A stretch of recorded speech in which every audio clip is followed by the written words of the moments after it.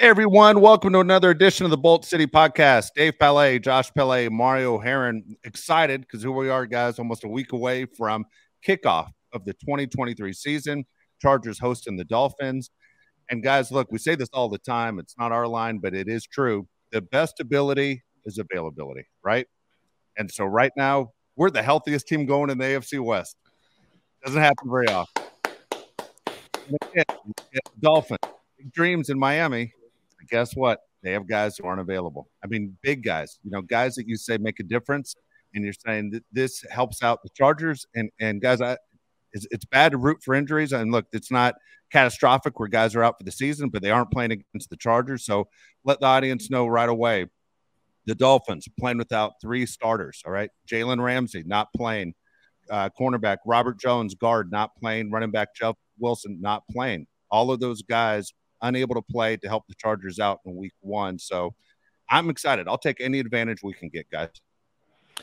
Oh, absolutely, man. Especially with a guy like Jalen Ramsey, who at one time in his career was considered the best corner in the game. Some people consider him, top 3. I don't think he's there anymore, but he's definitely a very good player. And then Jeff Wilson. I know Dave's a big fan of Jeff Wilson. He's one of the more underrated players in the NFL. You take those 2 guys out of the game, it's a whole new game plan. He can start throwing on that side of the field. Not that we weren't going to throw out that side of the field already, but you could argue the Dolphins have the best corner duo in the league. You got Xavier Howard on one side. You got Jalen Ramsey on the other. You take away half of that, it's huge for Mike Williams, Quentin Johnson, and the whole offense. Certainly a big thing. Certainly something that kind of benefits a Charger way. And who would have thought sitting here on August 31st, 2023, that Chargers are healthy? Now, let's just hope to God that stays throughout the season because football gets a lot of bumps and bruises. But so far, we're looking good. Jalen Ramsey's out. That's huge for the Chargers. I know their backup that they have replacing him is no slouch himself. He's a second-year undrafted free agent. I mean, not free agent. Second-year undrafted player. Quarterbacks completed 65%. Wow, I cannot talk today. Quarterbacks completed 65.4% of passes when targeting Kadar Kohu, who will be replacing Jalen Ramsey. His peak performance was week 18 last year against the Jets, but that was also against 2 QBs that were not going to have any more jobs after that year. I'll take a second-year guy that was undrafted against our wide receiver core any single day of the week other than facing Jalen Ramsey, multi-Pro Bowler, Super Bowl champion, huge impact on the field. Like you said, Josh, they had arguably the best cornerback room in the country, and with one out, kind of dings them a little bit. It does. I want to ask you, Mario, if you can look it up for me. Right now, what is the point spread of this game? Because this game has been, from the very beginning, to saying, hey, this is a tough matchup. You're talking about a playoff team in the Dolphins. You're talking about a healthy Tua. You're talking about a team that, on paper, got better than what they were even a year ago, going against the Chargers. And now, to me, it was kind of one of those coin flip games. Like, if the game was in Miami, I think I would favor the Dolphins. And then now it's not a coin flip game. Like, this is a game that the Chargers put on the schedule. As fans, you say, we're going 1-0. We're starting the season 1-0. There's no reason to lose to a Dolphins team that is losing 3 starters for week 1. Yeah, so the spread right now is actually -3 in favor of the Chargers. It came out at -2.5, so went to -3. So what does that say? 9 times out of 10, that says that the public and a lot of money has been coming in on the Chargers at -2.5. So when that happens, the book pushes it to 3 to make more money, and or that this has been a huge teaser spot for a lot of teams. So that means you buy a couple points, make the odds a little bit less in your favor, or my odds more in your favor, but less return on your money. So that's the reason why that's pointed to it. It makes sense with, again, the injuries that we just mentioned, why the Chargers would be favored a little bit more. Would you bet it? Would I bet it? Would Josh bet it? That's to be determined. Tune in for next week on Bolt City Podcast. I got to talk about something on the Dolphins too. You got Xavier Howard, you got Jalen Ramsey, and you got Eli Apple, baby, one of the most intriguing players in the NFL. And if you guys didn't see this week, which I know you did because we talked about it in our little group message, his baby mama is going to pay anybody that takes out his knee or his hamstring. Wild. And I love it. Right before this season starts, you always love this crazy stuff. What's crazier, that she's going to pay any player that's going to take out his knee or his hamstring, or that she also has kids with Geno Smith and Josh Jacobs? I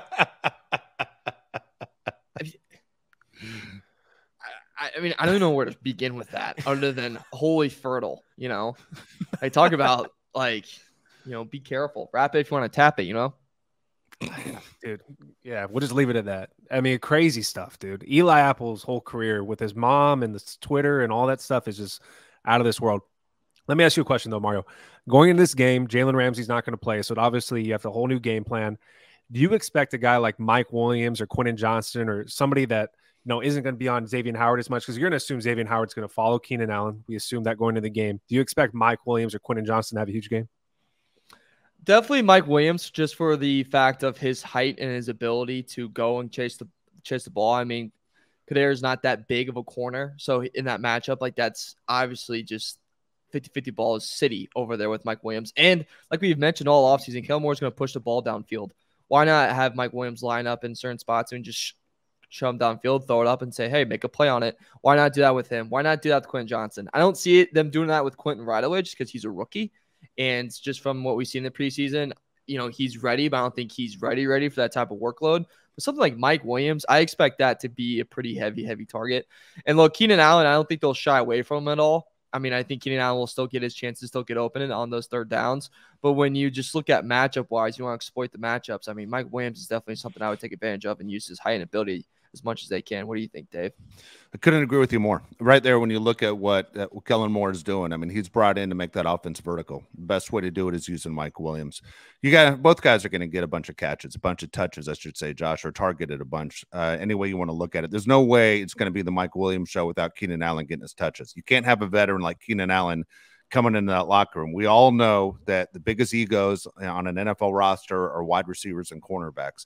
If Keenan Allen does not get his targets, it's going to cause problems. Kellen Moore knows. He's been around. He's been a quarterback. He's been in the huddle where receivers come back and say, I'm open. You hear that all the time. Everybody says they're open, every single time. Doesn't matter if you complete a pass or not. Somebody will say, I'm open. You don't want to hear it from a veteran like Keenan Allen. And so Kellen Moore wants to stay in basically a good position with Keenan Allen. So does Justin Herbert. So he's going to get his touches. But, Mario, I'm with you. I think this is the Mike Williams show. If I had to pick one wide receiver to shine on week one, I would say it's Mike Williams. This is the trump card. We always talk about the Chargers have an advantage to every other team they play. You have Mike Williams, who is the best at the league. I'm saying it right now. Mike Williams is the best at the league at going up and getting the ball. Why would not utilize him? Especially with Kellen Moore, like you said, he's going to be throwing the ball down the field. That is the guy. Keenan Allen, to me, is not selfish. If another guy has a great game, he seems like he's going to be very happy. But you're right. You got to keep him happy at the same time. Josh McDaniels was talking about Randy Moss when he was on the Patriots, and that they needed to keep him happy because even though Darrelle Revis was there, you still have an advantage with Randy Moss. And I feel that way with Keenan Allen. If Xavier Howard is on Keenan Allen, it doesn't mean he's not going to be open. I think Keenan Allen can get open against anybody. That's how good I think Keenan Allen is. But this season, I would buy high on Mike Williams. I love that we have a guy that's going to throw the ball down the field. It was so frustrating last year, the dink and dunks to Austin Eckler, when we had a 6'5" receiver that was – it was not a 50-50 ball when he threw it up to Mike. It's an 80-20 ball. So this year, I'm really looking forward to that. Yeah, I'm pumped for it as well. I'm also interested to see. I'm curious for your guys' thoughts. We have Vic Fangio, one of the best defensive minds, coming back into our lives in week one after he was the head coach with Denver Broncos. And then people might famously know him as the defensive coordinator of the 2018 Bears. That was a one-time stint, worst thing that I've ever seen. So when you guys look at that, like, does that worry you guys at all? Like Vic Fangio, getting to him week one, as we kind of seen in the NFL, it kind of takes the offenses a little longer to kind of develop and get comfortable than defenses so far in the start of the season. All right, I'll ask you this right back. If you're Vic and you're the Dolphins, what are you focusing on? Like, you're getting ready for week one. What are you focusing on? And my point in saying this is the Chargers have so many weapons. Right now, there's not a team that I wouldn't want to face more than the Chargers offense. The offensive line's healthy. Look at all the weapons. We haven't mentioned Austin Eckler at all, and we're almost 10 minutes into the show. Remember what Austin Eckler does. We haven't mentioned the tight end position at all, yet Justin Herbert's able to find the tight end. If you're Vic Fangio, what are you doing? What is your focus on who you're stopping? I'll tell you right now what the focus is going to be when you play the Chargers this year. Nobody thinks we can run the ball, and I wouldn't blame them. Austin Eckler was great last season, but as yards per carry are concerned, I think he was 21st in the league. So that is the game plan against the Chargers. You got to stop the pass because people don't think we can run the ball. I would love for us to run the ball. You still can dump it off, but you can still dump it off to Eckler if everyone's dropping back into coverage. But that's a win for the defense, right? Yeah. You want them to dump it off. Okay, well, I agree with that. I'm going to ask you, Josh, as a guy who played quarterback. You don't think in 3 downs you can get 10 yards by going with that strategy? Are you talking about if I'm the Chargers or the Dolphins? If you're the Chargers. I think we saw it all last year. I didn't like the strategy at all. How many times did we score 30 points last year? 2 or 3 times, and we dunked the ball up. Yeah, it didn't. It didn't. I mean, happen. Like we was never a threat of going vertical last year. That was the deal. They never would stretch the field last year. That's all they had. If I'm a defense, the game plan is I want Austin Eckler to touch the ball as much as possible because he did it last year and it didn't equal wins necessarily for the Chargers. If he's running the ball, it's a win for me. If he's catching it, right at the line of scrimmage, it's a win for me. If Keenan Allen's involved, if Mike Williams is involved, Chargers are going to win. And it's been like that the entire time Mike Williams and Keenan Allen have been there. If they're involved in the game plan, Chargers win. Also to that point too, Josh, like you play the position at a pretty high level. If you're just constantly doing dump off, it's hard to get in a rhythm, right? Like it's really hard. Horrible. Yeah, because so I think that's the other point to it where like if I'm facing the Chargers, I'll live with a dump down to Eckler all day. If Eckler has 250 all-purpose yards of just passing and rushing, I consider that a successful day because that means Herbert didn't push the ball downfield. Wait, dude, you want to push your will upon the defense, right? Because if you dump the ball off, it's like saying, well, you won this one. And that's what the Chargers did all last year. I thought it was a scared offense. You want to enforce your will upon these teams. And when you have Justin Herbert, Mike Williams, Keenan Allen, Austin Eckler, great offensive line, they should be game planning towards you. You don't game plan towards the defense. They got to stop you. When you let the defense win by dumping it off 107 times to Austin Eckler like they did last year, it's embarrassing. I wanted to see the Chargers impose their will and have an identity, right? We said that all last year. The Chargers don't have an identity. For God's sakes, you have too many great players to not have an identity. Let's shove it down their throat. We have the best coach for this. The Cowboys, I hate the Cowboys. They were fun to watch. They were very fun to watch with CeeDee Lamb and Dak Prescott. Dak Prescott throws for 1,000 yards, right? Because they stretch the ball down the field. I cannot wait to see this with Kellen Moore and Justin Herbert. So here's for me, it's not just Austin Eckler. I mean, Keenan Allen runs routes to get open short. I mean, let's go back to what made the Patriots successful. When you think of Tom Brady, you don't think of Tom Brady unleashing it, except for the 1 year he had Randy Moss, the year they didn't win the Super Bowl, by the way. But at the same time, you're able to find guys to get open. I believe you can still go downfield and then use your threat of stretching the field. It doesn't have to be Eckler like it was every time. I have faith in Kellen Moore. I know we have not seen him be an offensive coordinator one time for the Chargers, but if I'm Kellen Moore, in all honesty, I will take this offensive talent over what he had in Dallas a year ago. Yeah, that's not – yeah. I mean, we talked about that before. Like, I would too. I would take what we have now over what Dallas had last year. I think maybe the running back room was a little bit better with Pollard and I almost said Eckler. Pollard and Ezekiel Elliott. But that's also something I'm looking forward to with – He had one receiver. He did have one receiver, CeeDee Lamb. And CeeDee Lamb was arguably not – you can make an argument he wasn't ready to be number one really yet.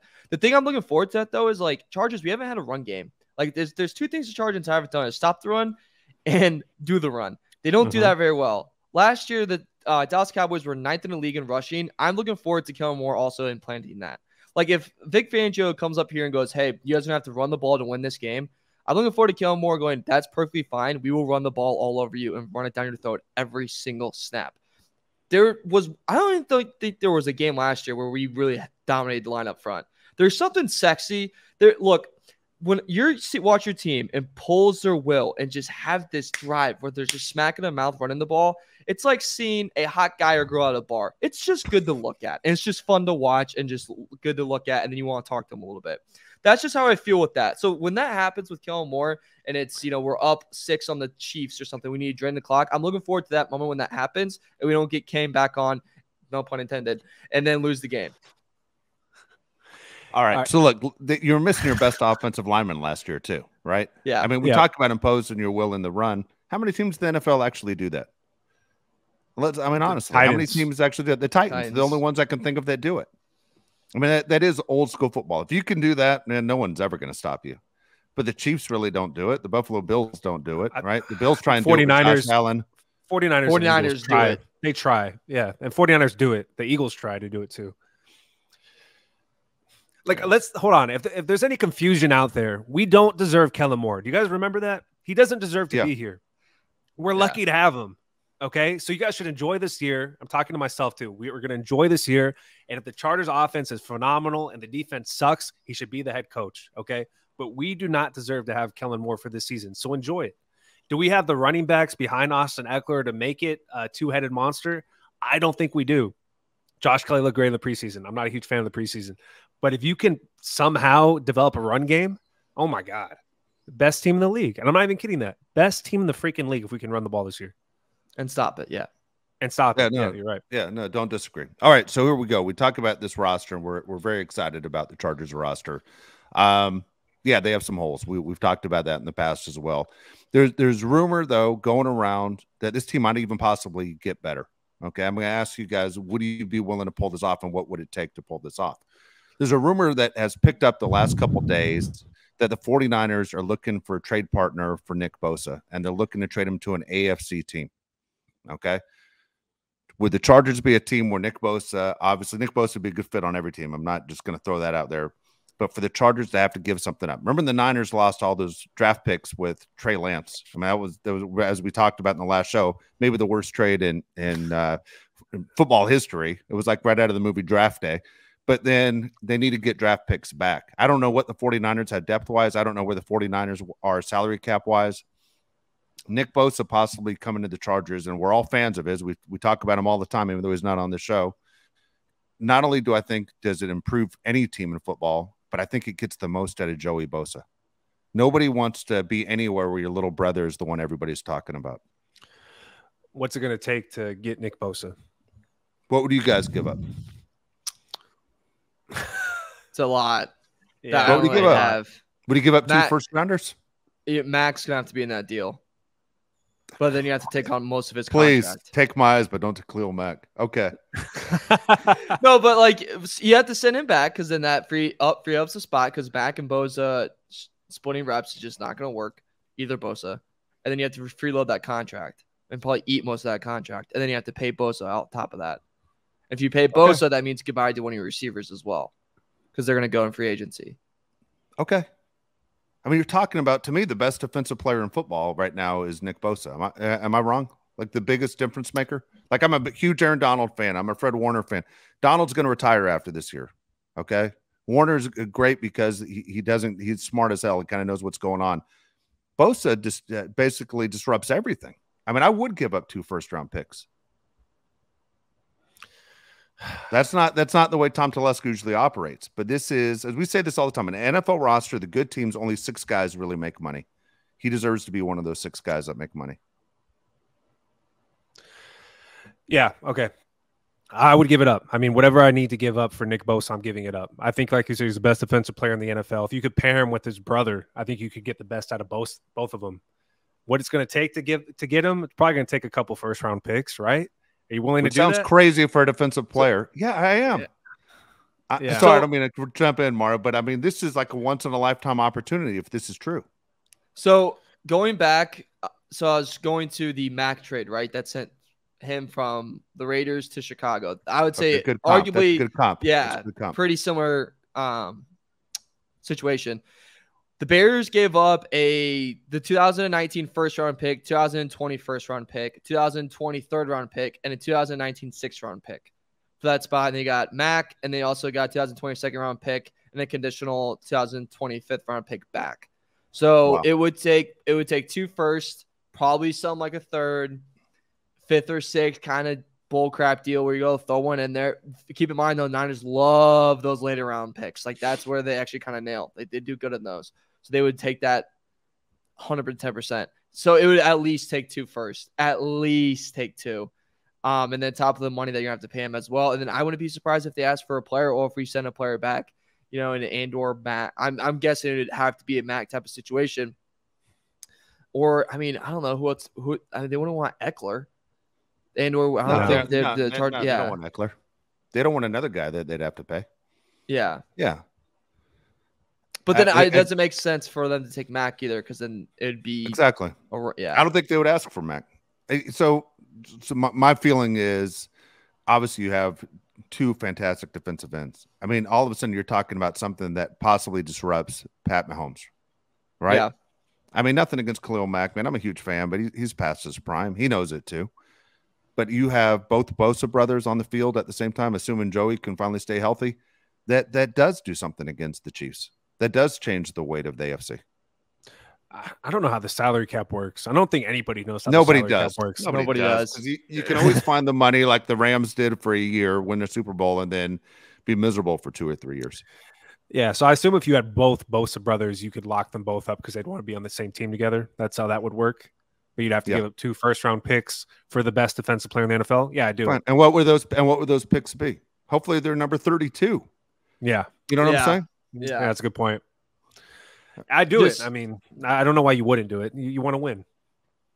I mean, the counter to that too is that since you have a good QB as well, you kind of can rely on the Brady. I'm going to call it the Brady Mahomes system in a way, where like you can get a Juju Smith-Schuster and go, our QB's so good, you're going to want to come play with us, get you on a 1-year deal, go win your Super Bowl. Then sorry, goodbye. You know what I'm saying? And like you can kind of do that with receivers for a little bit, wait until Keenan Allen and Mike Williams kind of get out of their prime, and then they're probably gonna have to let them walk out of the door. But I think that's kind of like the direction you'd go in if you'd make that move, is that your receiver room would become a revolving door, truly. I have no problem with that. Why wouldn't you want to play for the Chargers? You got a great quarterback. You're in LA. Like, this should be a hot spot, free agent hot spot. I never understand where these guys go sign in these horrible cities like Green Bay. It's like, dude, why would you want to live? Why wouldn't you want to live in LA? It looks so fun to live in LA and play for the Chargers. It's like Dave always says it. Cool uniforms, brand new stadium. Like, I just don't understand the math on that one. Like, why would you not just want the to play for practice, the Chargers? Just the summer practice, the training camp. When you have teams that are dying in the humidity all throughout the country, I mean, imagine if you play for the Dolphins, even if you play for Arizona where there's no humidity, but it's 122. It's brutal, man. Going to practice, leaving practice, and everything is so awful. But when you look at the weather, because these guys are running training camp at 6 a.m, yeah, man, it's the only place you aren't dying. You know, that's one reason the Cowboys practice out in California. They hold their training camp out here. They don't want to kill their players in Texas. I think the other positive thing too about LA is you're not gonna get bothered. There's too many famous people. No one's gonna care. True. Yeah. True. You walk out in Indy for years. Yeah, seriously. You walk around Indy and you're cold, like people are gonna bother you. It's just just what it is. What are you gonna do? Yeah. People are gonna bother you. That's true. Anyway, so I mean, we're all in favor if they can pull this off. Now, let's say he ends up with a team in the AFC West. It would drive you crazy, right? I mean, if he ends up with a team like the Raiders, or you know what I'm saying, or the Chiefs, who are all of a sudden are in a contract problem with Chris Jones. If he ends up with the Chiefs, I'm just going to run my head right into a brick wall. You know what I'm saying? One of those, you just go, please, we need a break. And I know this isn't Tom Telesco's type of move, but I think for every Charger fan out there who has sit there and lived and died with this team, and I use died more than lived with this team, it is time to go all in this situation. It's not Major League Baseball. It's not what the Padres did where they're going to penalize themselves for 10 years. If it doesn't work out, you penalize yourself for 2-3 years. That's the thing, though, too. Like, would you guys be nervous at all with John Lynch versus Telesco to get a deal done like that? Like, we crap on him for the Trey Lance thing, but that guy's a damn good GM who tends to come out. He's a great GM. Great GM. San Diego guy. His dad used to own the radio rights for the Chargers when he lived here as a kid. You know, he grew up a Charger fan. You know, the whole damn deal. Yeah, he's a good dude, man. I've met the guy a few times. Good dude, smart guy. Who's a good broadcaster. I mean, there's nothing he does that's wrong. You know, pro baseball player for the Marlins and football Hall of Famer. Everything this guy touches works out in his life. But at the same time, we don't know what's going on with the 49ers as far as their future goes. Money, draft picks, everything else that maybe getting rid of Nick Bosa causes a few areas where they become better, meaning that now they do have draft picks and at the same time they're able to save money. Yeah, Mario, I got a question because I think you just alluded to it. I want you to clarify. Are you saying you wouldn't do a deal with the 49ers because they seem like they're smarter than other teams? Like in baseball, they always say, don't make a deal with the Dodgers or the Rays or the Atlanta Braves. Do you think the 49ers fall into that category? You should probably stay away from making a deal with them. The NBA was always, don't make a trade with Jerry West. Don't ever trade with Jerry West. Yeah. Ainge had his time with that too for a while. You know, he pulled off the Tatum trade and that was bonkers.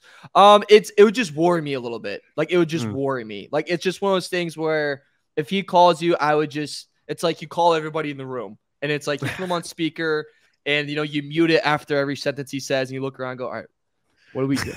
You know what I'm saying? Like I would try to be extra cautious just working with him. And because remember too, like this is a guy that's I would argue, a top 3 GM in the league, and his back's kind of against the wall right now in a very win-now scenario. A smart, intelligent guy with the back against the wall is not a guy I want to mess with. That's usually a guy I'm okay. It's just something that would worry me. Not saying Telesco's not a smart guy. I actually do think Telesco's a good GM. But when you're going up against a giant, like, I would just want to make sure you have all your troops. It's fair. I think the Chargers, Josh, are in a different situation than a lot of LA teams, meaning they have no trophy case. You know what I mean? And look, somebody wrote me about the AFL trophy. No one gives a rat's ass about the AFL. Let's be honest here. Yeah. The history of football started in Super Bowl I. Nobody cares. Nobody cares about what the Cleveland Browns used to do. Nobody cares about, sorry, Mario, what the Chicago Bears used to do. You know, in the 40s and the 50s and all that stuff, where guys would have an opportunity to play pro football and say, you know what, I can make more money pumping gas at the gas station. I'm not going pro. It was a bigger deal to play college football than play pro football. The NFL really started with Super Bowl I. That's everyone's mark. We don't have any Vince Lombardi trophies. And for Los Angeles and the Chargers and trying to make your mark in this town, as you just mentioned, how many stars there are. I mean, you could argue that the college player, meaning Caleb Williams, is more popular than any of the quarterbacks that play professionally. And then we do the top 10 list all the time of top 10 athletes in LA. And when you go LeBron and you go, Mookie Betts and all these guys, Ohtani, Mike Trout, it just goes on, that you are fighting for the camera. You are fighting for attention. Nick Bosa helps you get to that level.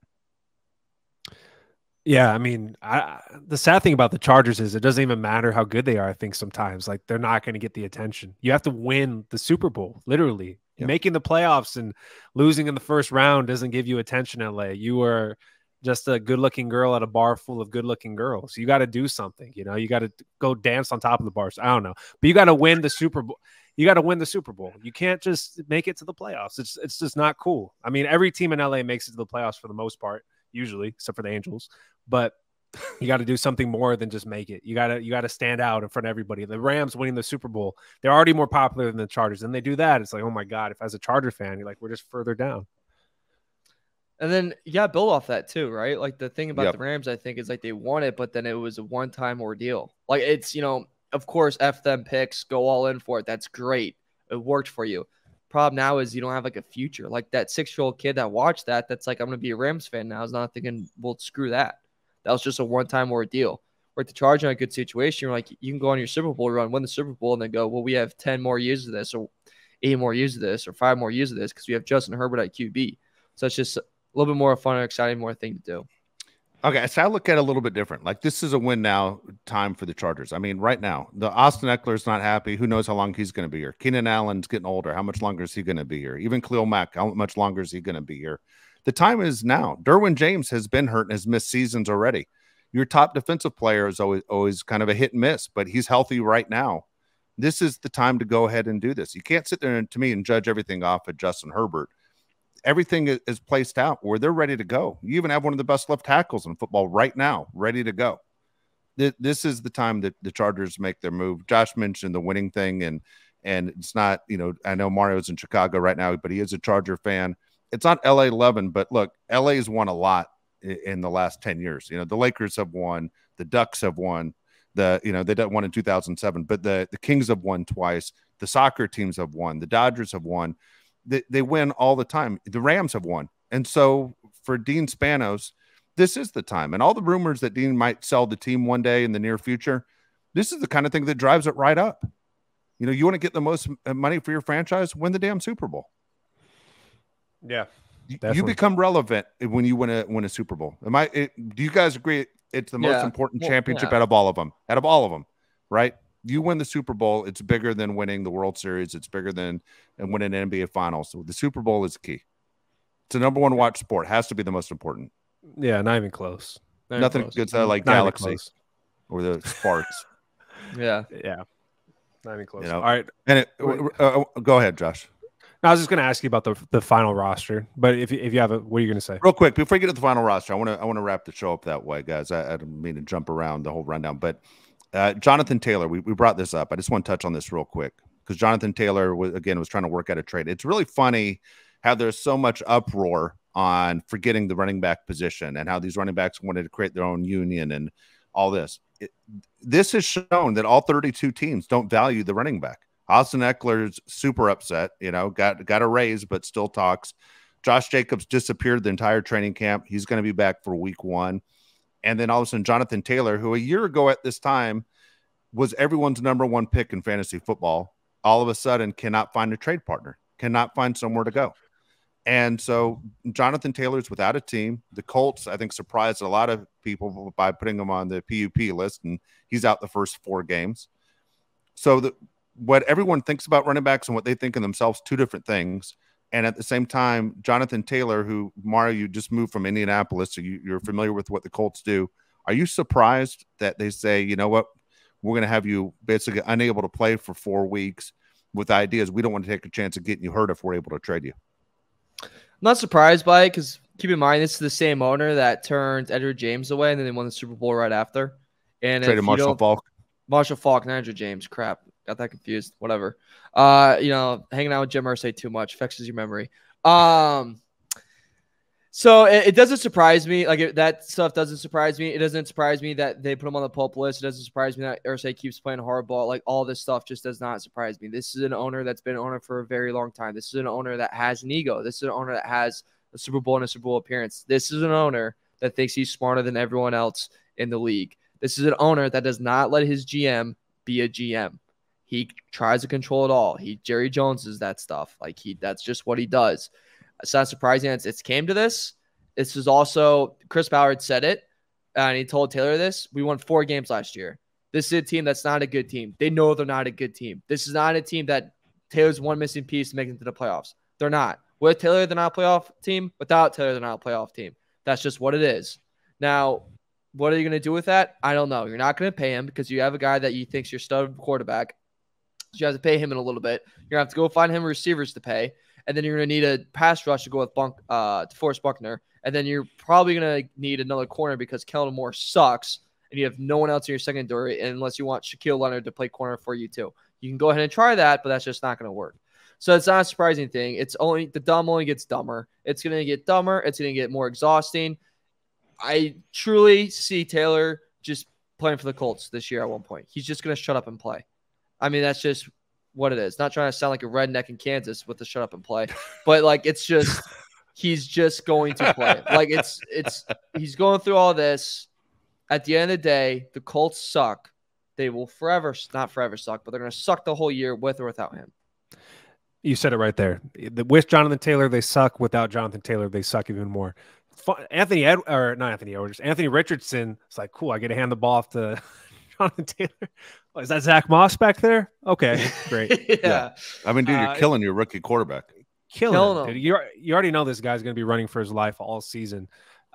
It sucks for him, but the Colts are one of those organizations to me that are just so poorly run. When I hear that they were asking for Jalen Waddle, it's just like it's ridiculous, man. And the running back market, it's body dysmorphia. You look in the mirror and you look different than what you think you are. It's value dysmorphia. These guys think they're way better than what they really are. It's ridiculous, the running back thing. But I'm with Mario. He's going to play this year. And the Colts are going to suck. His 8 games in. Yeah. Yeah. The Colts are going to suck regardless. It's the whole, like I said last show, Jonathan Taylor situation is driving me out of my mind. It's interesting. All right. So one last Colts question, because I'm curious, Mario. If they were able to pull off and get the number 1 pick in the draft, would they pull a Cardinals move where they said, hey, we know we drafted Josh Rosen the year before, but we love Kyler Murray more, and draft a Caleb Williams or May? Or would they sit there and say, we're going to trade the pick, the number 1 overall pick, for just a package of number 1 draft picks? What is the Colts plan? It's kind of hard to outdo the Cardinals, by the way, what they're doing this year. Yeah, they're doing the best thing they can do to tank. Yeah. I mean, no one's ever put more effort into this than them. It's interesting because Richardson's not a finished product. He's a project. So, he could have a really bad year or he cannot look very good. But it's just be patient with him. Just be patient. It's not like he's a Trevor Lawrence more, I guess, where you expect him to be great right away because he's a finished product. And they're like, no, you got to really put in the hours to develop him. I would not be surprised at all because it's Irsay. And you know what's better than the toy you have right now? The one in the box in the store. Caleb Williams is the box in the store. Would I be surprised if they got the first pick and they say Anthony Richardson, bye-bye, we're going to take Caleb Williams? I would not be surprised at all. It would be an Irsay move. It would be something that he would do. But my counterpoint to that, Irsay loves his former Colts, and he loves the team that got him that ring. I also wouldn't be surprised at all if he just goes, we'll trade down to 2 or 3, get Marvin Harrison Jr., because he loves that team. He loves that team. They need a wide out. Let's say Richardson shows us something with this terrible receiving core and terrible offense that they have. Sean Steichen is a good offensive mind, so let's just see what he can do with them. So that would be more I would see than Irsay going, I love this 06 team. Let me get every kid from that team. Like, don't be surprised here, ladies and gentlemen, if Colts tank for Archie Manning. And Irsay just goes, let me pop a pill and take it back. Is there a Reggie Wayne Jr. around? I think he does have a kid. I think he does. Hey, that's actually the right move. That is the right move. If Anthony Richardson shows any signs of life this year and you can get Marvin Harrison Jr. trade back down, that's definitely the move. Don't tell me Michael Pittman's a game changer. I've seen Michael Pittman for way too long to know that he is not a game changer. If you have the number 1 pick, you would trade it down. That's 100% the right move. Yeah. There you go. Alec Pierce from Cincy. Fantasy football advice: don't draft a defense and just sit there and every team that plays the Cardinals pick up that team in your fantasy football moves. All right, Josh, let's get to the most important part. I know the people who want to hear us talk about this the most. The Chargers made their final cuts. The roster is complete. What do you guys think? I'll go first. There's 2 guys I was really looking at to see, where they land. It was Max Duggan and it was Keelan Doss. I think Max Duggan is not ready by any means to be an NFL quarterback, starting NFL quarterback, but I did like what I saw a little bit. I thought there was something there. I'm happy that he signed to the practice squad and he didn't go to another team. And then Keelan Doss, to me, showed that he can produce as like a number 4, number 5 receiver. And that is so valuable to a Chargers team that always has so many injuries at the wide receiver position. So I'm glad they retained him too. Probably one of the more boring final cuts, I'd say, Chargers in most recent history. This one wasn't very interesting to me. They did keep, a bunch of running backs. They kept a bunch of safeties. Nothing really too crazy. Dotson making the team was a little bit of a shock, but I don't know, Mario, was there anything to you that jumped out?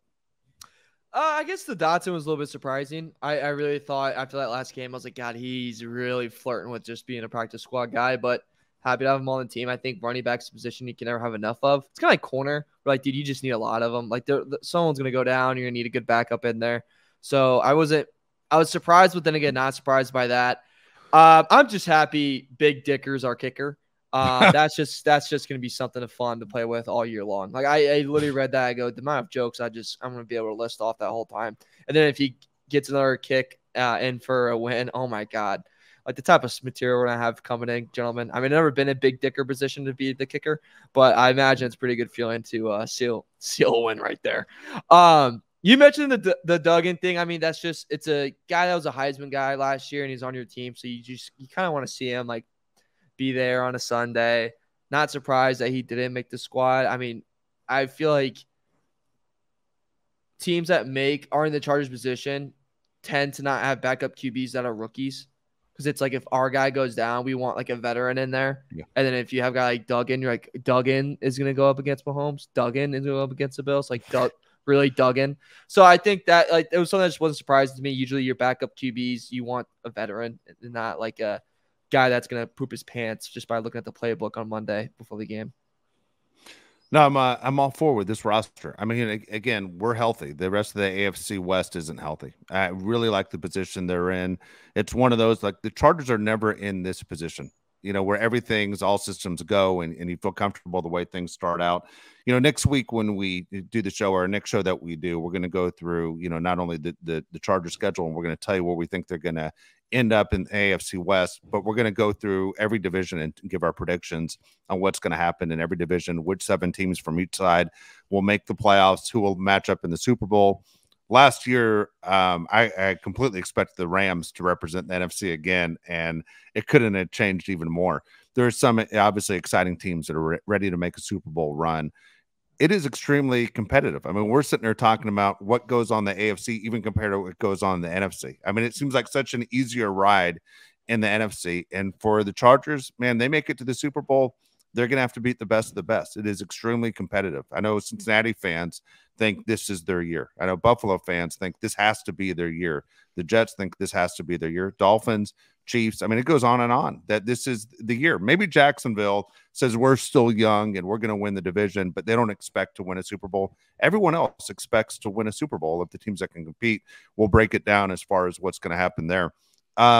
Speaking of the Bengals, guys, and this has been one of the stories that it's kind of disappeared, maybe because it's in Ohio, but Joe Burrow hasn't done anything since he injured his calf.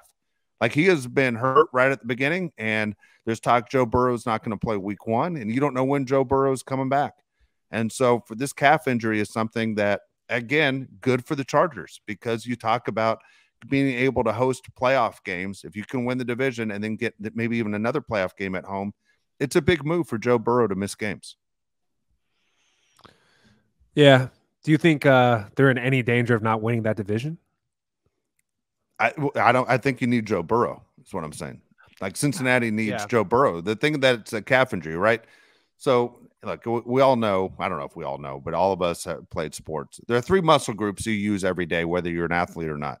You're using your stomach, you're using your forearms, and you're using your calves. You have an injured calf, you can't do anything. You can't throw the ball, you can't run, you can't do anything.